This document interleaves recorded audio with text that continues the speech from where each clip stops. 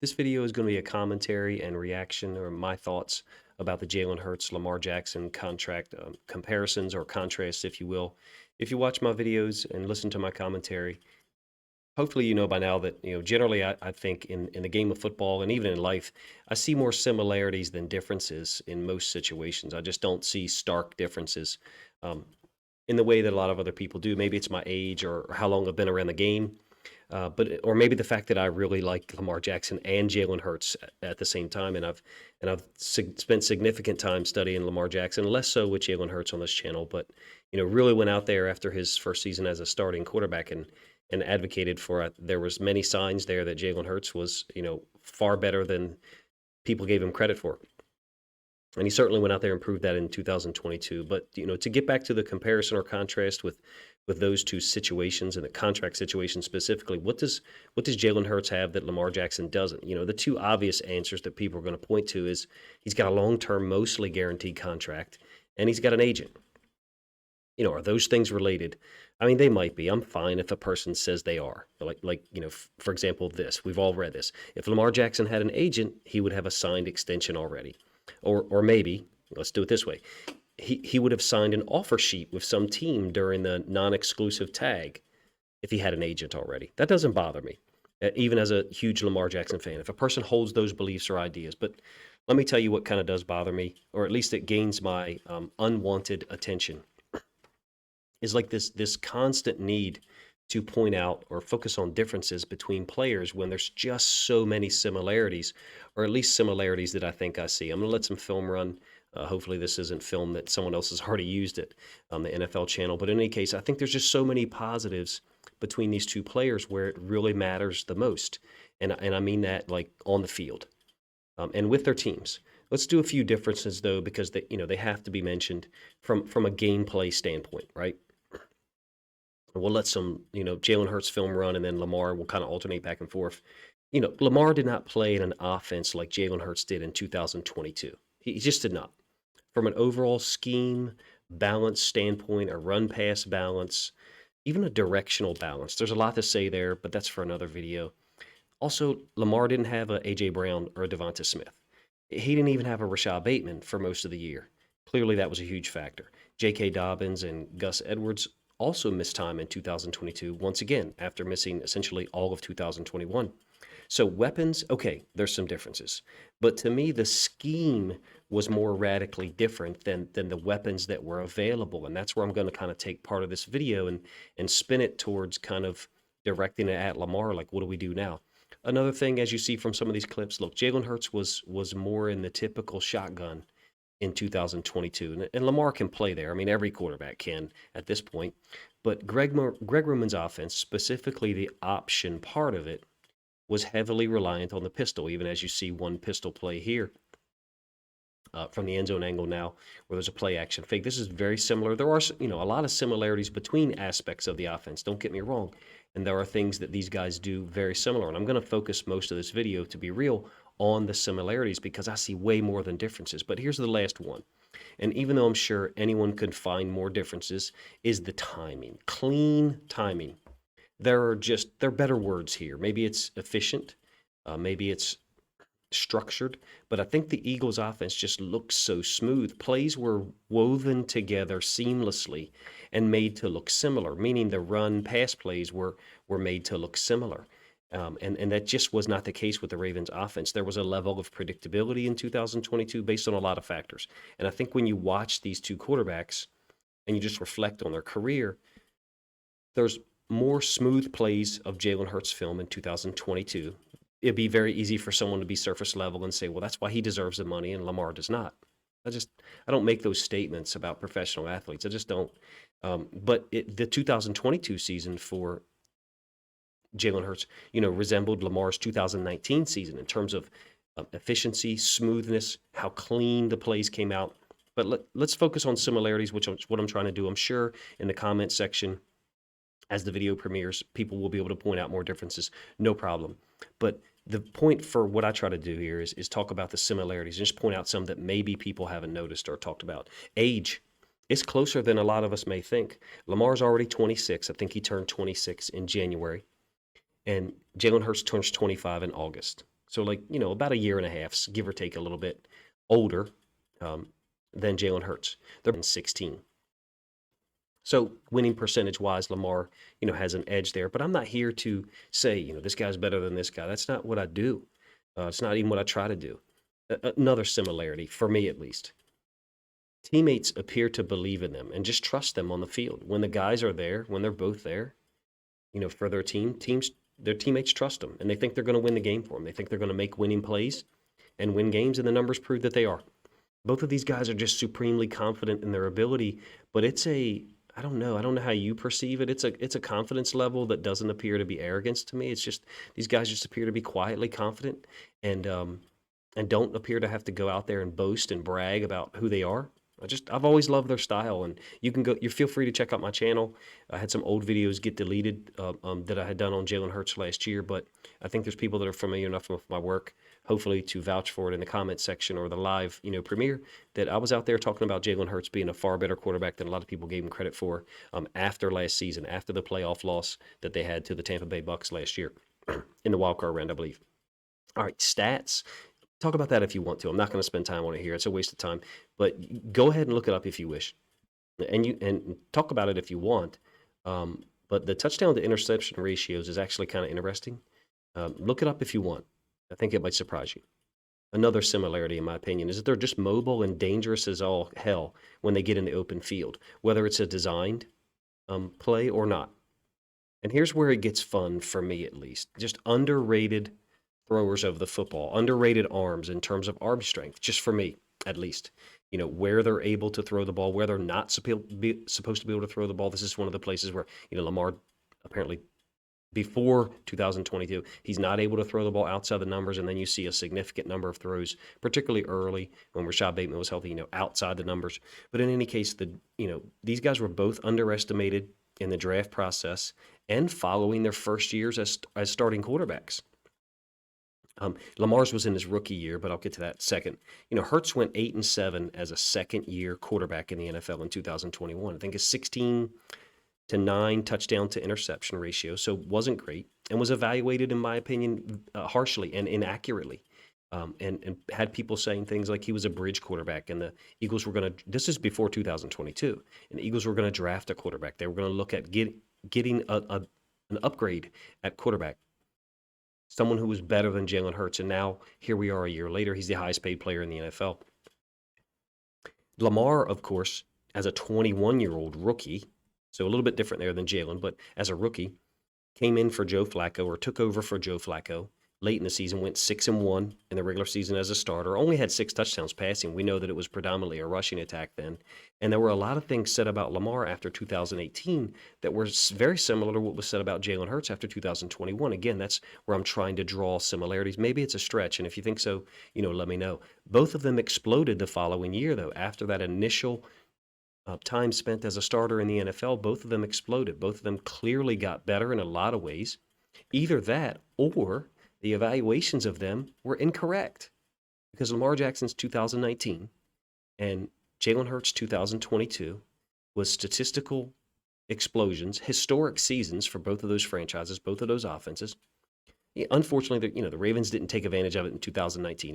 Even though Lamar went 13-2 as a starter, I think Jalen Hurts went 14-1. Correct me if I'm wrong there. The Eagles made the Super Bowl. Ravens did not. Eagles very easily could have won it, obviously. They got out physicaled and fell in a classic football game to the Chiefs. I just see a lot more similarities in these guys. Again, both of them being winners, both of them being guys that I have a lot of respect for. And again, I've spent a lot of time watching film of. Look, I have a far more familiarity with the Ravens offense than I do with the Eagles offense. That's, let's get that out there. But if you're listening this long, you know that already. But they are two guys that I've spent a significant amount of time doing videos on, more on Lamar clearly. And I can tell you the predictability of the Ravens offense in a more detailed fashion, just off the top of my head, than I can do with the Eagles, just to be straightforward. I'm sure there are some similarities. Eagles fans who are, really studious, pay attention to the game, could probably list some of the predictable aspects to the offense. But as a layman, watching them in the Super Bowl, watching them in the playoffs, and not having the ability to study the offense like I did the Ravens, which is essentially documenting every play, I was shocked at how the Eagles could maintain balance, run pass in the same formation, same alignment, and also directional, meaning attack to the right and left out of the same formation. So there was less predictability in this offense, and I think that helped Jalen Hurts. Now, is that making excuses for Lamar Jackson? No, it's actually going to turn this video in the direction where I think it really needs to go. Both of these guys give hope to their teams. They give hope to their fan bases. They give confidence to the players that they play alongside of. But the one thing that I glossed over, and I think that is the starkest difference, besides the fact that Lamar doesn't have a long-term contract, he doesn't have an agent, and Jalen Hurts does. There's that security there for him and for that franchise to know that they've got someone locked up for a number of years, is the offensive approach. And I think this is where my opinion is. I'm going to attempt to have my opinion pull this a little close together. The Todd Monken offense is going to be drastically different than the Greg Roman offense. It just is. And when I say drastically different, I mean it's essentially going to look alien to a lot of us Ravens fans and people who, like myself, who attempt to evaluate the game. I think we're all going to be shocked, and we're all right now stuck in a particular mindset as Ravens fans and evaluating our players, and that includes Lamar. Okay, I'm gonna stop letting film run here, just to be honest with you, so that I can talk about this, my final point, and try to wrap this up. Todd Monken's offense will be drastically different. It'll attack the width of the field quicker. The timing, in my opinion, just based on what I have watched, and I'm not able to complete my Todd Monken study in a complete fashion yet, even though I've put out 2 videos, on the offense. It'll attack the width of the field quicker. I think the timing will be better, and Lamar will be getting rid of the ball quicker. It won't be anything resembling Greg Roman's 2022 version of the offense. For a variety of reasons, that offense just devolved after the Week 10 bye in 2022. There was 3 wins in a row leading up to that. 23-20 over the Browns, 27-22 over the Bucks in a game that, really was decided. It was an onside kick that the Ravens just had to recover. And then 27-13 on the road again against the Saints. The offense just fell apart after that. Why? Was it 22 personnel? Was it, the fact that Pat Ricard was healthy and the following guys all had health issues at various times in the season? Rashad Bateman, J.K. Dobbins, Gus Edwards, Ronnie Stanley. Although, he finished the season strong. Even Mark Andrews appeared to be limited. In my opinion, Devin Duvernay looked hampered even before he went out with an injury later in the season. I think the opportunity for all those guys, but primarily Lamar Jackson, to perform in a Todd Monken offense is what is going to tie these guys closer together 1 year from now. Maybe you may think I'm being a little bit too much optimistic, but let me get to my final point. This is a critical moment, I think, for Lamar and the Ravens to get something done. There should be significant motivation now, in my opinion, and I'm not a contract expert, as I'll explain here in a moment. As a huge Lamar Jackson fan, a holdout just makes no sense for his career. It's not productive for his career. It's not productive for the Ravens at all. I really don't seriously think that either side is expecting that, but I guess maybe we could find out on draft night. Hey, the Ravens go out there and draft a quarterback at some point in the draft, and, obviously my opinion's got to change there. God forbid there's a trade on draft night where they move Lamar Jackson, then this video becomes completely obsolete. In my opinion, the Todd Monken hiring, and I've said this before, I believe, and I think other people have said it probably even better than I am, presents a radical shift in the offense's focus and balance and ability to adjust. And I don't mean adjust just in game. I mean from week to week. And I think that is where the opportunity lies for Lamar. And this Jalen Hurts contract, in my opinion, just solidifies or almost exponentially multiplies the opportunity for Lamar Jackson. The similarity that just has to be mentioned is that contract. For me, just from a basic observation standpoint, the one that's been reported to have been offered to Lamar in the preseason of 2022 and the one that Jalen Hurts just signed, they look remarkably similar to me. I don't study them for hours, to be real. I don't research them for hours in our Discord and online. I don't spend a ton of time discussing it. It's not because I don't think it's worth people's time. I just don't have that kind of time. And I choose to try to focus on other things, film and some of the other real life things I've had to deal with lately. But look, this, in my opinion, could end up being exactly what the Ravens wanted, exactly what Lamar wanted. Whether you choose to believe the conspiracy theories or not, that they both determined to go the non-exclusive tag route, I don't know, and I don't care. But in any case, that's what the Ravens did. What was the idea? Maybe to have another team negotiate the contract for them and then match. This looks like, in some weird way, a great opportunity for that to happen. Except in this case, the contract wasn't negotiated between Lamar and the Colts, or Lamar and the Patriots, or Lamar and the Texans, or whatever. It was negotiated between Jalen Hurts and his agent and the Philadelphia Eagles. And it looks remarkably similar to the one that was apparently out there for Lamar to sign, at least if we believe what's been reported. You guys let me know what you think in the comment section. I'm sure a lot of you read more about the contract, proposed contract, than I have. I've seen it on Twitter because I've been on Twitter for a while now.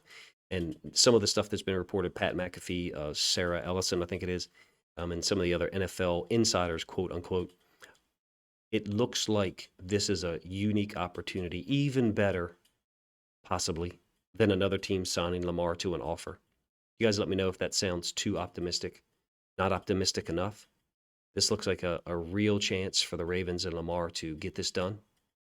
Maybe not before the draft, but it would make a whole lot of sense to get it done before the draft to me. I think it makes both sides, should motivate both sides to at least have the discussion seriously, maybe face to face, and examine what has been reported in Jalen Hurts' contract.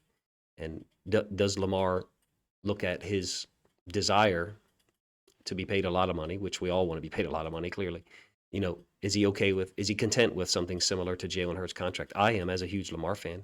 I think the similarities don't end there. I think 1 year from today, if Lamar Jackson plays in a Todd Monken offense with, a healthy OBJ, along with the healthy offensive players that I just mentioned earlier, and Isaiah Likely and others, I think you could be looking at a season that the Ravens had that is similar to the Eagles from last year. I think the level of preparation and the level of adjustment and versatility, I should say, for the Ravens will be incredibly high, and it'll be very foreign to us as Ravens fans, myself included. I think we'll have some catching up to do as this offense gets rolling and gets installed, and it'll be drastically different, as I've said multiple times, from the Greg Roman offense that we saw in 2022, which was, look, let's put it real. It was hampered by injuries, including to Lamar. You guys let me know what you think of my thoughts in the comment section as the video premieres live and or once it posts up, because that helps the videos gain more traction. I think this is a amazing opportunity for Lamar to get the money that he wants and he deserves, and for the Ravens to get this guy signed and in the building for years to come and really get things solidified, maybe even before the draft or just thereafter, and get this team ready to roll, because I think that there's a ton of talent on this roster offensively and defensively, and just a few glaring holes to possibly fill to really make them a Super Bowl contender, a team that could be there to meet the Philadelphia Eagles in the Super Bowl next year. I really appreciate anybody who's watched the video this long. Give me some feedback on the video content and then my commentary. What you think of my thoughts? Again, I'm not a contract salary expert, but I think there's a lot of people who think they're experts who really are not. But that's a side point. I just see a lot of similarities in the contract that Jalen Hurts just signed and the one that the Ravens apparently offered. And I think that this looks like an opportunity for Lamar to get what he wants after the Eagles and Jalen Hurts and his agent have done the work for them. Appreciate you guys' time. If you think that other people would enjoy this video, please consider sharing a link to it out on social media to help the video get more reach.